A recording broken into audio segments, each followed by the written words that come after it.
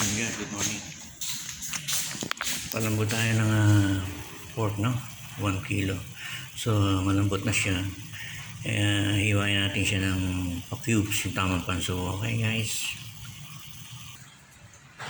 So, yun guys, na cubes na natin ang ating pork, no? Ating simpleng ingredients na gagamitin natin, guys. Gamit tayo ng tofu, no? I-prito natin yan. Kismi tokwa, tofu, no? Onion, garlic, ginger, no? So, yun, nakib na natin yung ating 1 kilo pork. So, gamit tayo ng kinchay, guys. Black beans, at liquid seasoning. Sinalin ko lang dito liquid seasoning.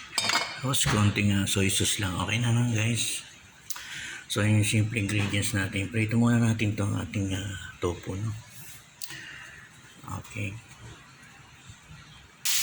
So, yun, guys. Habang piniprito natin yung tofu, ginisa na natin sa ating ingredients yung ating pork cube. Kasama na yung kanyang black beans, no? Okay, guys.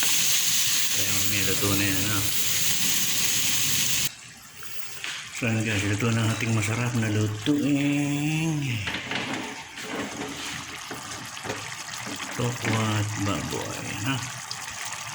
So, yun, guys. Ating masarap na lutuin. Thank you for watching, guys. So, yung simple na ingredients natin yan at yakang-yaka, no? Thank you for watching.